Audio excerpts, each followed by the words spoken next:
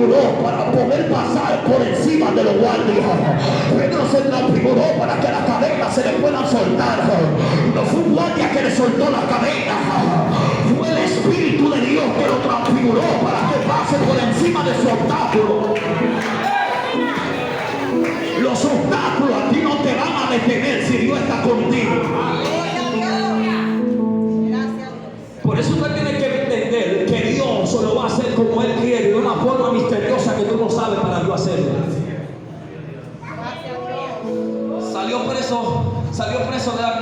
Salió Pedro de la cárcel. Gloria a Dios. ¿Sabe que cuando Pedro sale de la cárcel, Pedro se dirige donde había un grupo de hermanos haciendo oración? ¿Por qué? Gloria a Dios. Cuando está ahí Pedro, salió Pedro, se dirige hacia su lugar. Cuando Pedro llega, hermano, Dios estaba con Pedro, pero cuando el ángel soltó a Pedro, hermano, ni Félix Sánchez le ganaba.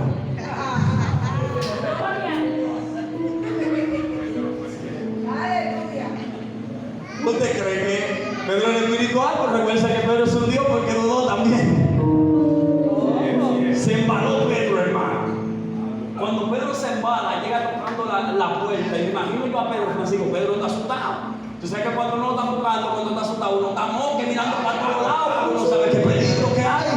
Y Pedro está tocando, y Pedro toca, y Pedro moque, hermano, porque sabe que fue de la cárcel, que Dios lo sacó. Y sabe que el ángel ya no está con él, Marlene, y que el ángel lo dejó de él, pues ya son problemas de él.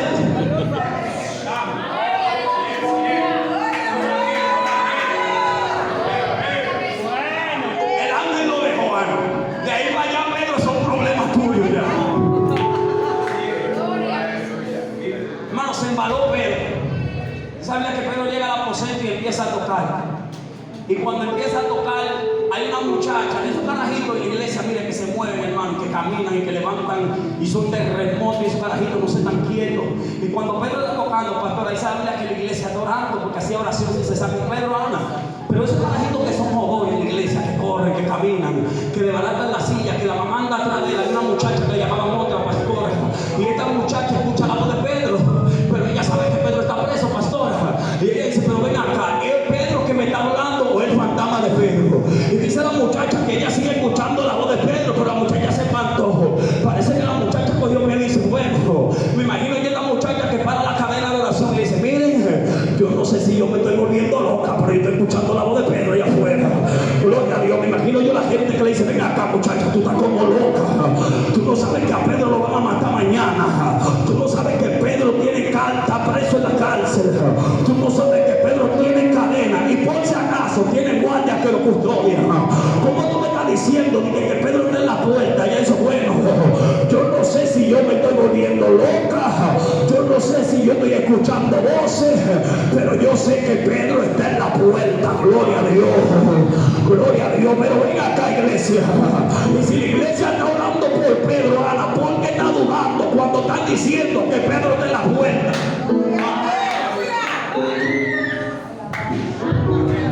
Estamos orando para que Dios liberte a Pedro, y cuando Dios liberta a Pedro, entonces no creemos que Pedro...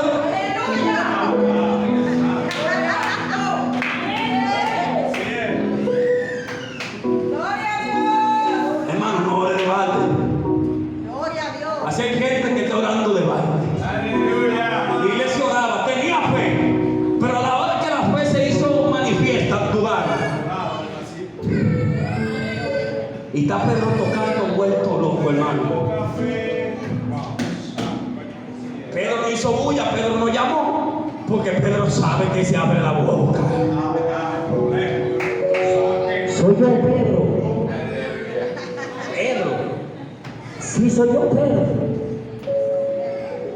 Cuando la gente le abrió la puerta a Pedro, Pedro dijo, lo que tengo que hablar con ustedes no me va a tomar mucho tiempo de breve.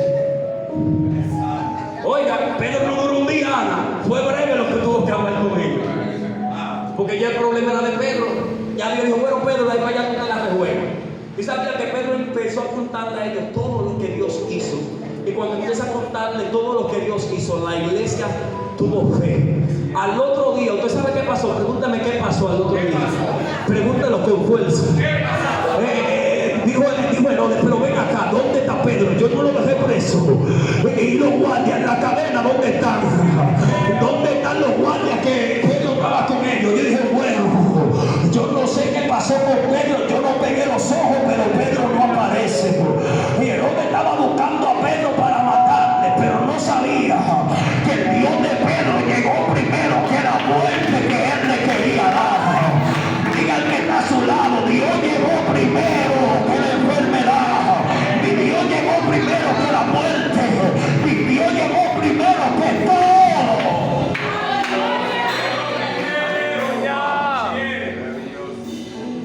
Es tan sorprendente que Él llega cuando tú menos,